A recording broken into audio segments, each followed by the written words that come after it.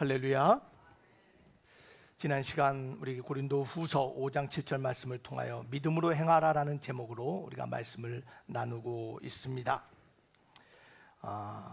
우리가 믿음으로 행하고 보는 것으로 행하지 아니함이로다. We live by faith, not by sight. 눈으로 보여지는 것이 아니라 믿음으로 살아가는 사람, 그것이 바로 우리 하나님이 원하시는 우리의 삶의 모습일 줄 믿습니다. 그런데요, 세상은 끊임없이 마귀는 우리를 시험에 들게 하고 끊임없이 불신과 의심으로 우리를 넘어뜨리고자 합니다. 그래서 믿음으로 행하기 위해서는 반드시 의심과 맞서 싸워야 돼요. 여러분, 지난 시간에 의심이 무엇인가 그 정의에 대해서 제가 함께 여러분들과 나눴는데, 우리 다시 한번 의심의 정의가 무엇인지 한번 읽어보겠습니다. 의심이 무엇입니까? 의심은 시작! 믿거나 바라거나 사실이라고 주장하는 것에 대한 불확실, 망설임 또는 자신감 부족의 상태, 이게 의심이에요. 불확실, 망설임, 자신감 부족, 끊임없는 의심이 우리를 흔듭니다. 끊임없는 의심이 우리를 찾아옵니다. 지난 시간 우리는 그래서 의심이 찾아올 때 당황하지 말아라. 다 의심의 골짜기를 지나간다. 의심을 위기로 생각하지 말고 믿음의 성장의 기회로 삼아라 말씀을 나눴습니다. 또한 우리가 의심이 찾아올 때, 알지 못하고 깨달아지지 못하고 만져지지 않을 때 감춰진 하나님의 신비가 있음을 받아들이라고 했습니다. 우리가 이해하지 못한 하나님의 신비가 있어요. 또한 의심이 찾아올 때 믿음으로 행하기 위하여 우리는 반드시 진리에 안착해야 된다라고 말씀을 나눴습니다. 여러분 기억나세요? 당황하지 마시고 하나님의 은혜의 진리 신비를 받아들이시고 또한 진리의 말씀에 안착하라고 했습니다. 여러분, 우리가 안착해야 될 진리가 무엇입니까? 우리가 확신하는 진리가 무엇입니까? 여러분, 이게 중요해요. 아무리 요동이 쳐도, 아무리 거센 풍랑이 난다 할지라도 굳건한 반석, 든든한 항구는 무너지지 않는 거예요. 우리 신앙의 이런 확실한 진리가, 확실한 하나님의 말씀이 우리의 삶의 토대와 기초와 삶의 반석이 되어야 될 줄 믿습니다. 자, 그래서 우리가 오늘 말씀을 통하여 정말 우리가 확신하는 진리가 무엇인가, 요동하지 말아야 될 진리가 무엇인가, 내가 확신하는 진리가 무엇인가, 오늘 말씀을 나누기를 원해요. 여러분이 확신하는 진리가 무엇입니까? 여러분 기억합시다. 다른 거 다 흔들려도요, 다른 거 다 있는다 할지라도 반드시 잊지 말아야 될 확고한 진리가 있어요.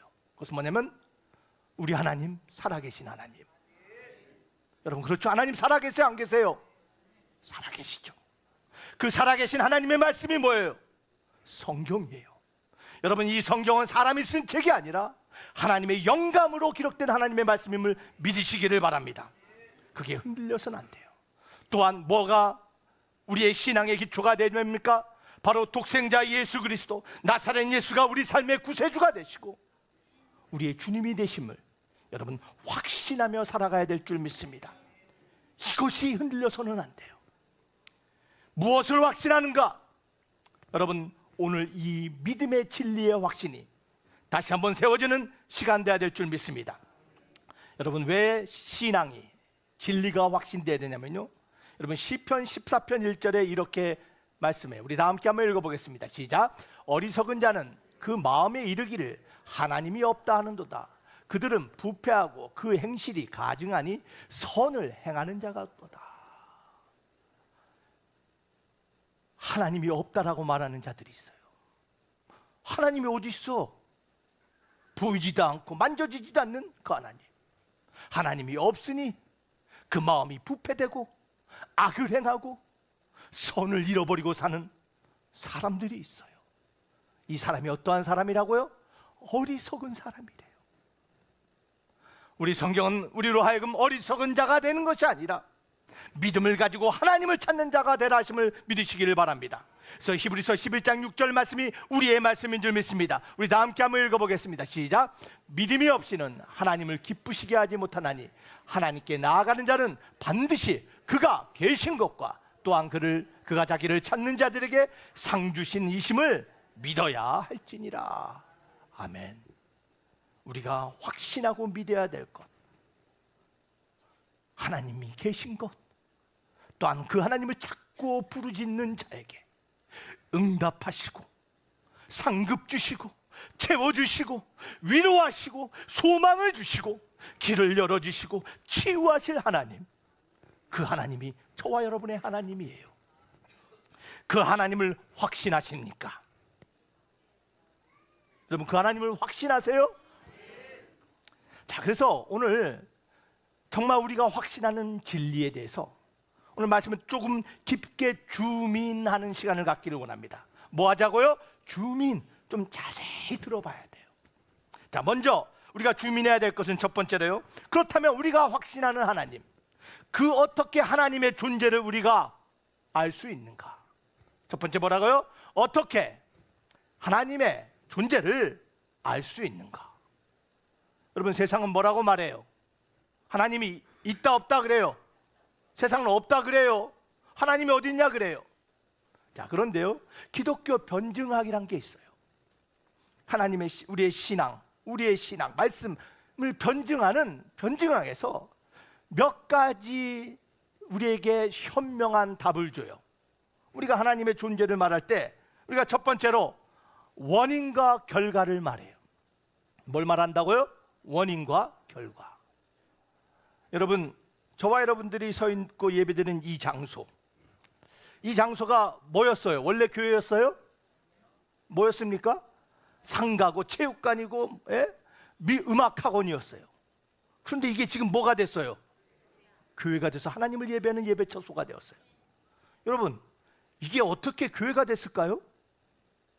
갑자기 뚝딱 어쩌다 됐어요? 우연히 됐어요? 여기에는 반드시 원인이 있어요. 하나님께서 이것을 예비하시고 지정하셨고 말씀하시고 확신하셔서 믿음의 약속을 받은 자들이 이곳이 하나님의 전임을 믿고 달려왔기에, 또한 수고하고 헌신한 일꾼들이 있었기에 하나님의 교회가 이곳이 되었음을 여러분 믿으시길 바랍니다. 원인 없는 결과가 없어요. 여러분, 옆 사람 한번 보시길 바랍니다. 옆 사람 한번 얼마나 사랑스러워요.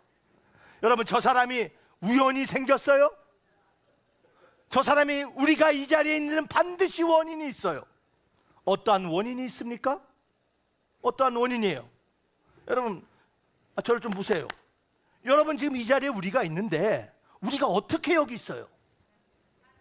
하나님이 우리를 주신 거 있지만 우리가 이 자리에 있는 것은 부모님 때문이에요.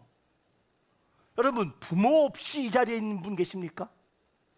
없죠. 어머니 아버지가 우리를 사랑하고 하나가 돼서 그 결과로 우리가 있는 거예요. 여러분, 건물도 그래요.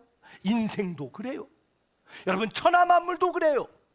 천하만물이 우연히 있습니까? 우주에 변하지 않는, 논쟁할 수 없는 우주의 원칙, 원인과 결과에 의하면 이 천하만물도 원인에 의해서 있는 거예요. 누군가의 원인이 있었어요. 그 원인이 뭐예요? 바로 하나님이에요. 여러분, 우리는 그것을 믿는 거예요. 무엇이 있다고요? 원인과 결과가 있어요. 두 번째로 하나님의 존재를 하기 위해서 우리에게 말씀하고 있는 것은 두 번째, 정교함과 복잡성이에요. 천하만물이 정교하고 아주 복잡하게 만들어졌어요. 그게 하나님이 계신다는 존재예요. 여러분, 이게 우연히 그냥 뭐 밀가루 반죽 던지니까 만들어졌어요? 아니거든요. 여러분, 과학이 발전할수록 모든 것을 자세히 디테일하게 보게 돼요. 작은 생명체, 새의 깃털 하나하나를 봐도요, 거기에는 질서가 있어요. 패턴이 있어요. 아름다움이 있어요. 얼마나 정교한지 몰라요? 우연이라고 말하기에는 거기에는 감춰진 설계자의 그림이 있어요. 공중을 나는 새의 날개, 바닥을 기는 곤충의 발끝을 봐도 너무나 정교하고 복잡하고 질서가 발견되는데, 이것은 우연이 아닌 하나님의 창조의 설계대로 만들었음을 여러분 믿으시기를 바랍니다. 여러분, 그뿐이 아니죠. 여러분, 우리 사람에게는요 DNA라는 게 있어요. 그렇죠? 뭐가 있어요? DNA. DNA가 뭡니까? DNA가 우리의 정보예요. 우리가 어떠한 사람인지, 우리가 어떠한 기질을 가졌는지, 어떠한 체형을 가졌는지, 그 모든 정보가 이 DNA에 기록되어 있어요. 여러분, 오늘날 과학이 그걸 발견했잖아요. 그런데 여러분, 얼마나 놀라운지 아세요? 이 몸속에 있는 DNA를요 한 줄로 쭉 연결하면요 그 길이가 얼마일 것 같아요? 우리 몸속에 있는 DNA, 이 작은 체구의 DNA, 이 몸에 있는 DNA를 한 줄로 쭉 하면요 여러분 67 빌리언 마일스, 영어로 하니까 헷갈리죠? 여러분 1078억 킬로미터, 1078억 킬로미터예요. 또 이렇게 말하니까 실감이 안 돼. 여러분, 우리 몸속에 있는 DNA를요 일렬로 쭉 하면 그 길이가 1078억 킬로미터가요 지구에서 태양을 374번 왕복하는 거리예요. 그 놀라운 게 어디에 있다고요? 우리 몸속에 있어요. DNA가. 여러분, 이게 우연이에요? 이것은 창조주의 정교하고 복잡하고 질서 가운데 우리 하나님의 솜씨로 만들어진 것임을 여러분 믿으시기를 바랍니다. 많은 변증학자들이 말합니다. 하나님이 살아계신 존재가 무엇이냐? 세 번째는요, 우리 안에 있는 지각과 양심이래요. 지각. 여러분, 지각이 있으시죠?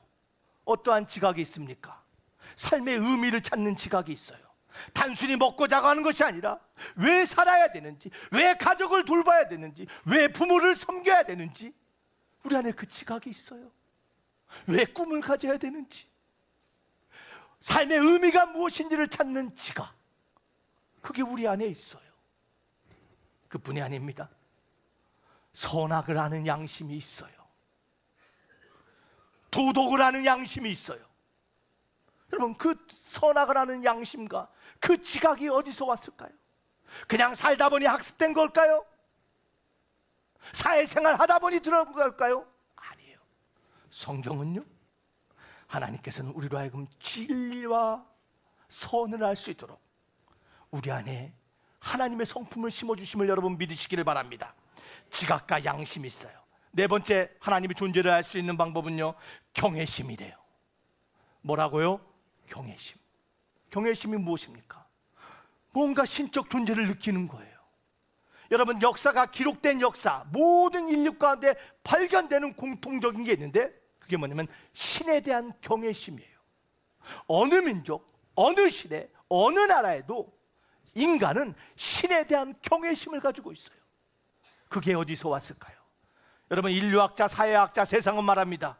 그것은 두려움에서 왔대요. 자연에 대한 두려움 때문에 왔대요. 단순한 두려움 때문에 모든 인간이 신에 대한 경외심을 가지고 살까요? 사망의 죽음의 세상에 대한 경외심을 가지고 살까요? 아니에요. 세상은 그렇게 믿는다 할지라도요, 우리는 성경이 뭐라고 말씀하신가를 귀 기울여야 돼요. 성경에 보니까 뭐라고 말씀하셨냐면, 하나님께서 우리에게 영원을 사모하는 마음과 하나님을 갈망하며 두려워하는 마음을 주셨다라고 말해요.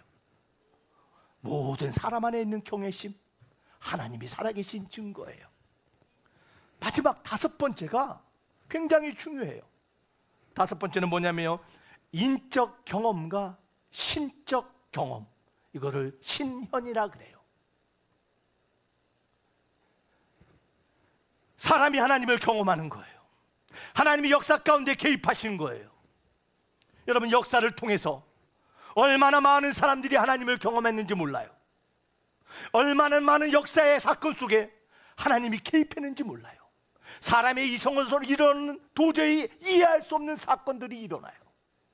사람의 계획으로는 도저히 이루어질 수 없는 것들이 이루어져요. 많은 사람들이 역사를 통해서 말합니다. 아, 신이 개입했구나. 사랑하는 드림교회 성도 여러분, 하나님의 역사 가운데 개입하시고 나타나심을 믿으시기를 바랍니다. 수많은 사람들이 그걸 경험해요. 하나님의 개입하심과 하나님의 만나주심을 경험해요. 그것이 바로 하나님의 역사를 통해 등장하신 하나님의 존재의 사실임을 여러분 믿으시기를 바랍니다. 그래서 로마서 1장 20절은 우리에게 이렇게 말씀하십니다. 우리 다 함께 한번 읽어보겠습니다. 시작. 창세로부터 그의 보이지 아니하는 것들 곧 그의 영원하신 능력과 신성이 그가 만드신 만물에 분명히 보여 알려졌나니 그러므로 그들이 핑계하지 못할지니라. 하나님의 영원하신 능력과 신성이 어디에 있다고요? 예? 만물 속에 있어요. 그 만물은 우리도 포함돼요. 사랑하는 드림교회 성도 여러분, 우리 옆 사람을 보며 얘기합시다. 당신 안에 하나님의 성품과 능력이 있습니다. 당신은 하나님의 살아계신 증거입니다. 여러분, 그래서 우리는 신앙적인 눈으로 바라봐야 돼요. 세상은 이성적인 눈으로, 과학적인 눈으로 판단하려고 하지만, 보이는 것으로 판단하려고 하지만, 우리는 믿음의 눈으로 바라봐야 돼요. 하나님의 존재를 믿으십니까? 하나님을 믿으십니까? I believe in God. 미국이 위대해질 수 있었던 것은 그 하나님을 믿습니다라는 선포를 고백했기 때문이에요. 여러분, 우리도 고백합시다. 나는 하나님을 믿습니다. 하나님 살아계십니다. 여러분, 그 믿음의 확신이 흔들리지 않아야 돼요. 그게 중요한 거예요.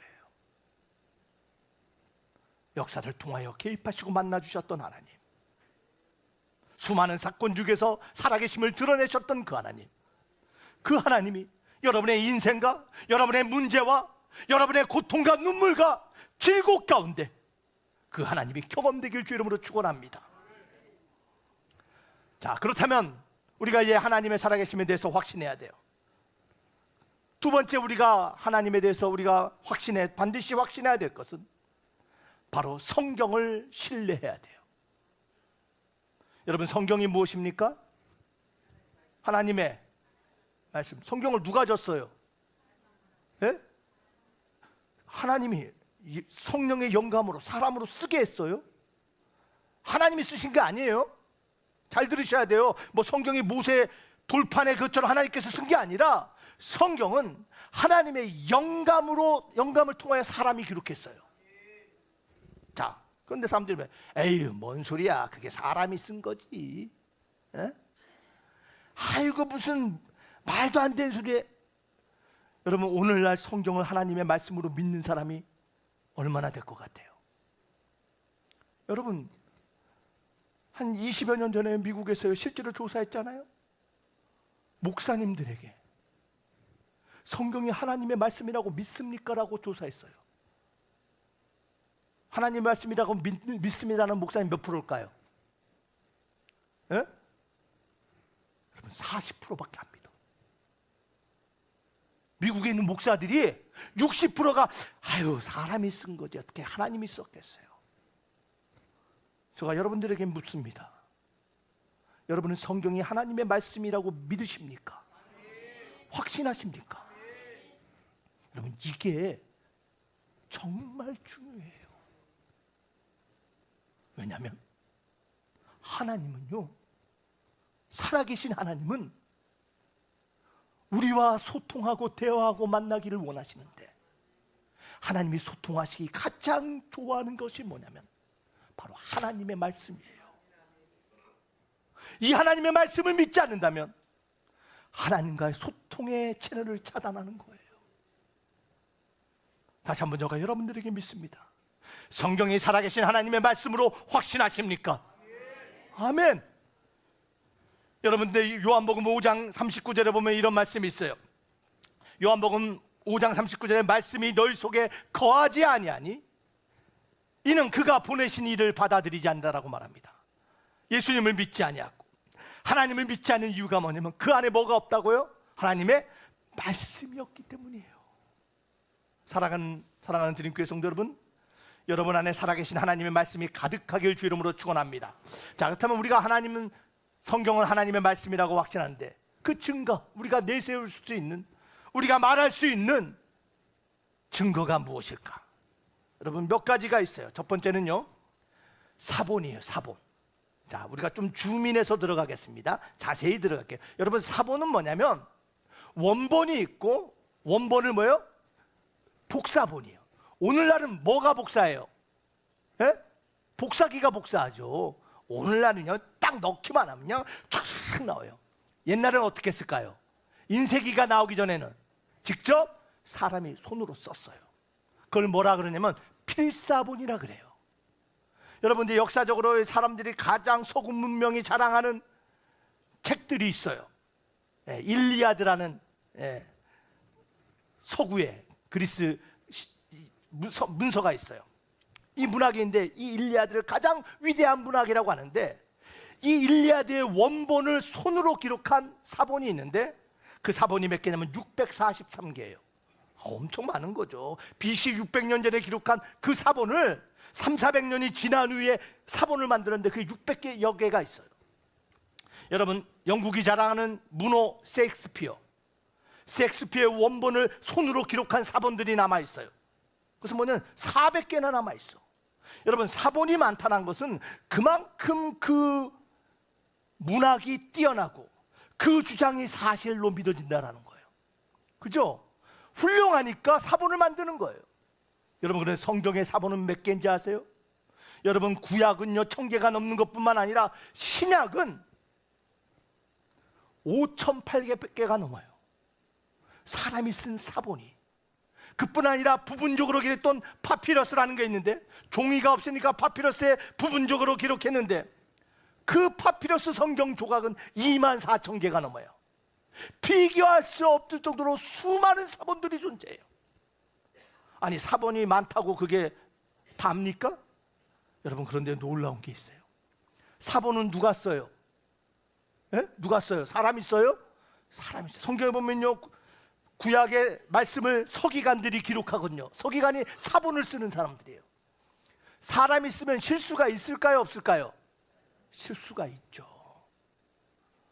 여러분, 일리아드 643개의 사본이 있는데요, 사본들 조사해 보니까 오차, 실수가 5% 정도 있대요. 5% 정도의 실수가 있어.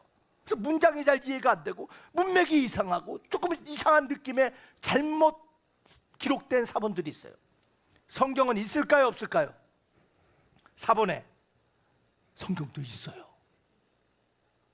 그러면 사본에 오류가 발견돼요. 근데 그 오류가 0.5%의 오류가 발견되는데, 여러분, 그 오류가 뭐냐면요, 여러분, 교회라 그러잖아. 우리가 그랬을 때 교회에 평안이 있기를 원합니다 라고 기록하는데, 이 사본을 필사하는 사람이 실수로 교회를 고해라고 쓰는 거예요. 받침이, 철자가 틀린 거예요. 자, 그런데 교회에 평안하기를 원합니다 라고 말할 때 할 것을 고해에 평안하기를 원합니다 라고 말했다면 우리가 그 글을 읽고 이게 교회라고 알아요, 몰라요? 알죠. 그 알파벳 철자의 실수들이 있어요. 그뿐 아니라 문장을 연결하는 접속사들이 있어요. 그리고 하는데 이 필사하는 사람이 지겨우니까 그 문맥 그리고를 빼고 쉼표로 콤마 하는 거예요. 이런 게 생략됐다고 해서 문맥이 잘못 이해되지 않아요. 0.5%의 오류가 발견되지만 하나님의 말씀을 이해하고 진리의 말씀을 받아들이는데 아무런 문제가 없는 거, 이게 성경이에요. 여러분, 놀랍지 않으세요? 24,000부가 넘는 그 사본 중에 이렇게 오류가 없다라는 것은 누가 도와준 거예요? 하나님이 도와주신 거예요. 그래서 원본은 없어도 사본을 통하여 오늘날 저와 여러분이 믿는 성경 66권이 우리 손에 주어짐을 믿으시기를 바랍니다. 성경의 완전한 사본이 성경을 신뢰하게 만들어요. 그뿐 아니라 두 번째로 어떻게 우리가 성경을 신뢰합니까? 그것은 일관성이에요. 뭐라고요? 일관성. 어떤 일관성일까요? 주제가 일관돼요. 창세기부터 계시록에 이르기까지 성경의 일관적인 주제가 나와요. 여러분, 그 주제가 무엇이에요? 여러분, 성경의 주제가 무엇입니까? 일관된 주장이 무엇이에요? 여러분, 잘 먹고 잘 살라는 거예요? 부자 되라는 거예요? 행복하라는 거예요? 아니에요. 많은 사람들이 성경의 주제가 뭔지를 제대로 몰라요. 창세기부터 계시록까지 관통하는 일관된 주장은 하나님의 구원이에요. 우리 하나님이 구원하시겠다라는 거예요. 우리를 사랑하셔서 핏값 주고 예수를 통하여 하나님의 자녀로 다시 회복하시겠다라는 그 구원의 말씀이 성경이에요. 여러분, 성경은요 40명이 넘는 저자들이 기록했어요. 40명이 넘어요. 성경을 기록한 연대는요 몇십 년이 아니에요. 1500에서 1600년의 시간을 두고 성경이 기록되었어요. 세 대륙에서 세 가지 언어를 사용해서 성경을 기록했는데, 여러분, 사람은요 헷갈리고 틀릴 수 있어요. 앞뒤가 바뀔 수 있어요. 그런데 성경은요 일관되게 관통하는 그 내용, 이것은 사람이 한 것이 아니라 하나님께서 기록하게 했다라는 것을 여러분 믿으시기를 바랍니다. 이 일관성이 있어요. 또 우리가 성경을 신뢰하는 증거가 무엇입니까? 세 번째 뭐라고요? 고고학적 증거들이 있어요. 고고학적 증거들. 여러분, 성경의 이야기를 옛날 사람들, 어떤 사람들은요 다 상상 속의 이야기라 그래요. 에이, 말도 안 돼, 그런 게 어디 있어. 그런데 여러분, 고고학이 발전하다 보니까요 성경의 것들이 발견돼요. 이게 사실이었네? 여리고성, 아유 말도 안 되는 소리. 어떻게 사람이 돌고 소리 질러서 그 근성이 무너져. 에휴, 만들어낸 소리야. 이스라엘 백성들 허풍이 얼마나 심한데. 여러분, 그런데 실제로 여리고성이 발견됐어요. 정말 있었네. 여러분, 많은 사람들이 말합니다. 성경에 보니까요 히스기야가 아수리의 침입을 방어하기 위해서 긴 터널을 땅으로 파요. 그래서 예루살렘 성까지 물이 올 수 있는 긴 터널을 만들어요. 533m의 깊은 터널을 만들어요. 많은 사람들이 에휴, 당시의 사람들 어떻게 533m의 지하 터널을 만들어서 물이 들어오게 만들어? 안 믿었어요. 그런데 실제로 발견됐어요. 성경에 의하는 만들어낸 이야기가 아니라 실제로 존재한 사실이심을 믿으시기를 바랍니다. 여러분, 고고학이 발전하니 성경의 증거들이 나옵니다. 네 번째로 우리가 성경을 왜 신뢰합니까? 그것은 바로 예언의 정확성이에요. 성경은 하나님의 프로페시, 예언이 기록되어 있는 거예요. 여러분, 성경의 예언이 다 성취됨을 믿으십니까? 성경의 약속이 이루어짐을 다 믿으십니까? 다 이루어졌어요. 1500년에 기록한 말씀이 예수 그리스도를 통하여 성취됨을 여러분 믿으시길 바랍니다. 성경의 약속은 다 성취됐어요. 단 하나 빼고. 그게 뭐죠? 예수님의 다시 오심, 바르시아. 예수님의 재림만 아직 성취되지 않았어요. 우리 예수님 다시 오실까요? 안 오실까요? 다시 오시죠. 왜냐면요 성경의 다른 기록들을 다 보니 다 이루어졌거든요. 사랑하는 드림교회 성도 여러분, 그 예언의 정확성 때문에 우리는 성경을 신뢰할 수 있습니다. 다섯 번째요, 우리가 어떻게 성경을 하나님의 말씀으로 신뢰합니까? 그것은 바로 역사적인 기록들 때문이에요. 여러분, 성경뿐만 아니라 성경 외의 역사적인 기록들이요 교회에 대해서, 말씀에 대해서, 예수님에 대해서 기록하고 있어요.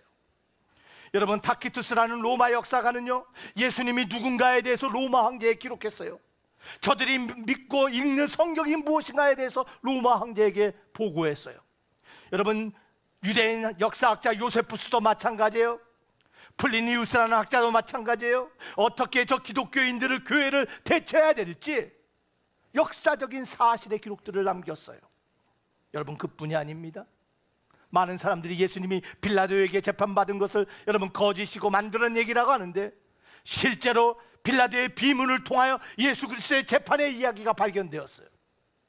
여러분, 역사적인 기록들이, 성경은 실제 일어난 사건이고 실제 기록됐던 하나님의 말씀이라고 증거함을 믿으시길 바랍니다. 마지막, 이게 중요해요. 우리가 어떻게 성경을 신뢰할까요? 여섯 번째, 그것은 바로 개인적인 경험이에요.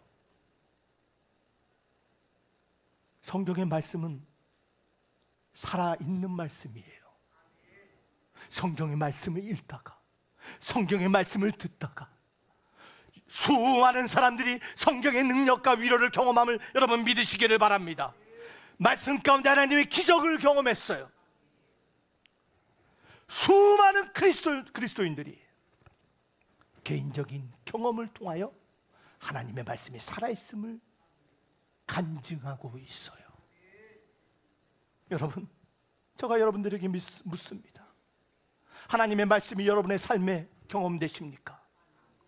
저와 여러분들 하나님의 말씀이 우리 삶에 경험되었기에, 그 말씀이 살아계신 말씀으로 내 삶에 찾아왔기에 오늘 저와 여러분들이 하나님 앞에 나와 예배자로 선 줄 믿습니다. 여러분, 말씀의 개인적인 경험이 여러분의 삶에 날마다 나타나길 주 이름으로 축원합니다. 그러기에 우리는 성경을 신뢰하는 거예요. 누가 뭐래도, 누가 뭐 어떤 주장을 한다 할지라도 그 말씀이 나에게 위로로 찾아왔고, 그 말씀이 나에게 능력이 되었고, 그 말씀이 나에게 다시 한번 인생의 새로운 길을 제시해주신 살아계신 하나님의 말씀이라고 여러분의 신앙의 간증이 말씀을 통해서 나타나길 주 이름으로 축원합니다. 여러분, 성경의 말씀, 하나님 말씀 살아있는 말씀입니다. 그 말씀을 신뢰하며 확신하십니까? 신뢰하고 확신해요? 여러분, 근데 여기서 우리가 성경에 귀 기울여야 돼요. 좀 더 줌인해서 들어갑시다. 하나님께서는요, 이 성경을 주야로 묵상하며 말씀을 깊이 알고 사모하라고 해요. 여러분, 하나님 말씀 더 알기를 원하십니까? 여러분, 우리가 세상 가운데 믿음의 확신으로 살기 위해서는요, 하나님에 대한 확신, 말씀에 대한 확신, 그 말씀을 더욱 알 때 가능한 거예요. 말씀을 더 깊이 알아야 돼요. 우리가 성경을 깊게 알아야 될 이유들이 있어요. 여러분, 잘 들으시길 바라요. 이 5가지, 왜 우리가 성경을 알아야 됩니까? 5가지 이유. 첫 번째, 성경 우리가 알아야 될 이유는, 첫 번째, 다 함께 읽어보겠습니다. 시작. 신앙의 실체를 부여해요. 내가 믿는 것이 무엇인가를 알아야 돼요. 여러분이 고백하는 것이 어떠한 하나님이고, 어떠한 예수님이고, 어떠한 것이 교회인지, 어떠한 건지 영생인지 신앙의 실체가 없는 사람들이 있어요. 몰라요. 왜요? 말씀의 깊이가 없기 때문이에요. 말씀을 깊이 할 때 신앙의 실체가 세워져요. 여러분의 생각, 의견, 느낌, 세상이 말하는 것이 아니라 성경에서 말하는 내 신앙이 무엇인지, 여러분, 그것이 굳건히 세워질 때 우리는 요동하지 않는 신앙의 사람이 될 줄 믿습니다. 왜 성경을 알아야 될까요? 이렇게 신앙의 실체를 부여하기 때문에. 두 번째 뭘까요? 성경을 할 때 시험을 이기게 합니다. 믿으시면 아멘 합시다.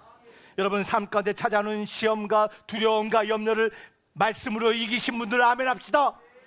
그렇죠. 하나님의 말씀이 우리 안에 있을 때 우리는 시험을 이기는 거예요. 세 번째, 왜 우리가 성경을 깊이 알아야 될까요? 그것은요, 성경을 정확하게 해석할 수 있기 때문이에요.